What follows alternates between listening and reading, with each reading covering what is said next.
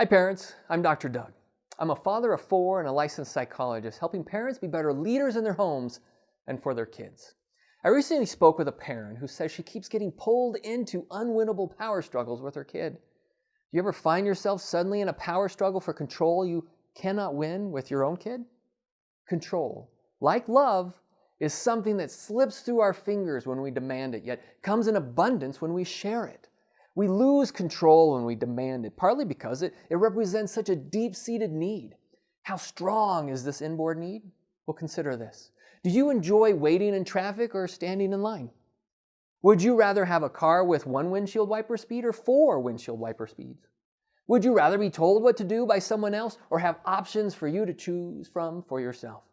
You see, something deep within our human nature so strongly desires control that most of us will do almost anything to experience it.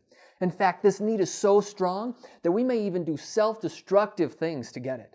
Have you ever missed a show searching for your remote control for your television? Have you ever seen someone risk multiple lives just to get 1 car length ahead on a busy highway? Have you met a child who was willing to fail an entire semester of school just to prove to his parents that he was the one in control? Have you ever known a teen or young adult who lost their health or their life trying to prove that they were the ones who could decide how much food to put in their bodies, how much alcohol they drank, or how many drugs they took? Control is a serious matter. We can share it or risk that our kids will harm themselves trying to wrench it out of our hands. Many parents fear sharing control, and I get it. They fear it because they understand that bad things can happen when we are permissive. Now, I'm not saying we give our kids a choice between standing in the way of a semi-truck speeding down the road or standing out of the way. We don't put our kids' lives at risk with choices too big for them to make on their own. But we can choose to share control on small choices so our kids get lots of practice making decisions for themselves. Wise parents understand that they gain control they need by giving away the control they don't need. Here are some examples of what it looks like. See, a parent gives their kid 2 choices to choose from. Do you want milk or juice to drink? Will you be wearing your coat or carrying it? Are you planning to be home at 10:30 or 11?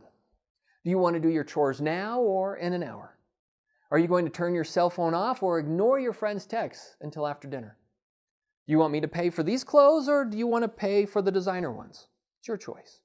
Or one of my favorites is, do you want to leave now or in 10 minutes? And I usually say that to my kids about 10 minutes before we really need to leave. Now, there are some rules for providing choices that you might find helpful. These rules include the following. Number 1, only give choices that fit your value system. It's important for you to know your value system and what matters most to you and your family. Number 2, give 99% of your choices when things are going well.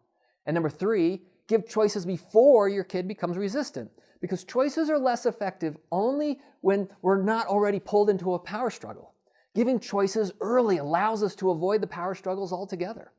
Number 4, for each choice, give 2 options, each of which you like. Like, do you want to leave now or in 10 minutes? I could live with either one. And number 5, use care not to disguise threats as choices. Are you going to stop arguing with me or be grounded for life? Yeah, good luck with that one. Chronic power struggles can result in kids getting locked into self-destructive patterns of rebellion as they try to wrench control out of our hands. But providing choices within limits is one of the many ways we avoid getting pulled into unwinnable power struggles with our kids. You see, when we try to hoard control, we lose it. And when we share control, we gain it. Parents, we can all be better leaders in our homes. And by not getting pulled into unwinnable power struggles, we can have more fun raising respectful, responsible, and resilient kids in this challenging world. I invite you to send me your questions to askdrdoug@thelocalnews.us, and I'll address them in future episodes.